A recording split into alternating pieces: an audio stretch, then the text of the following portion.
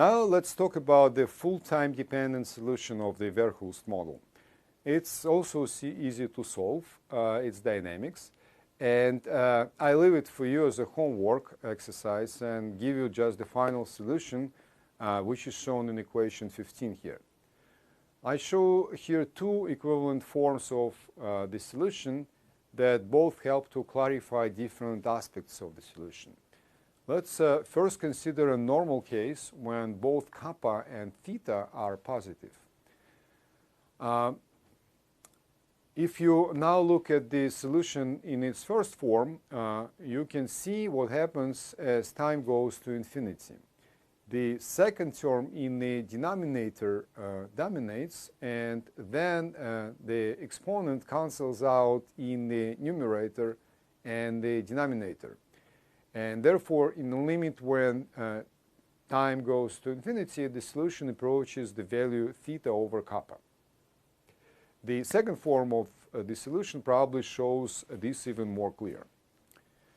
The time dependence of a typical solution is shown in this graph. So what we can see is that we can observe a variety of slightly different behaviors if we vary kappa within some bounds.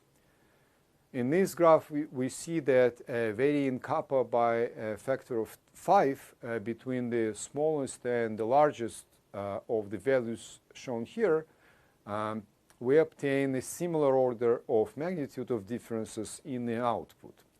So it's reasonable. So we can see that if kappa is positive, then the model behaves quite reasonably. For example, if kappa is 5 times 10 to negative 3, shown as the red line on the bottom of this graph, the stock will grow only a little bit in the long run. And on the other hand, if kappa is 5 times smaller, as in the blue line here, in 30 years from now, such stock will grow about 5 times more than the first one. So we can get quite flexible curves by varying kappa. So far, so good, as long as we look at positive kappas. Now let's take a look at the solution for negative kappas. Here I take the same values of kappa that I used in the previous example and simply flip their signs. And now the picture looks totally weird. What we see here is that at a certain point in time, the process explodes to a positive infinity and then re-emerges from a negative infinity a bit later. And after that, it continues a smooth evolution without any further jumps, but staying actually strictly negative this whole time. So in a sense, this is a non-physical solution if we agree that xt is an asset price that can only stay non-negative. And also, please note that the position in time of such jump to infinity that we can call the singularity location depends on the value of kappa. The larger the absolute value of kappa, the sooner the explosion happens. For example, for the red line here corresponding to the largest absolute value of kappas in our set, we get a singularity in about 7 years from now, while for the blue line, singularity is in about 20 years. And I call this singularity partly because it reminds me a famous book called The Singularity is Near by Ray Kurzweil, whom we mentioned before in the specialization. So depending on your tastes, this behavior suggests something either very pathological or very interesting that goes on with the model when kappa is smaller than 0. In either finance or biology, usage of models is sometimes constrained in a parameter space when a model exhibits some strange or wrong behavior for certain values of parameters. For example, we could simply say that the Verhulst model is only well-defined for positive values of kappa and forget the whole problem. Or perhaps, alternatively, we could say that the model can be used for negative values of kappa, but only for very short times until it explodes to a positive infinity. But in physics, a strange or pathological model behavior for certain parameter values is often a key to something deep.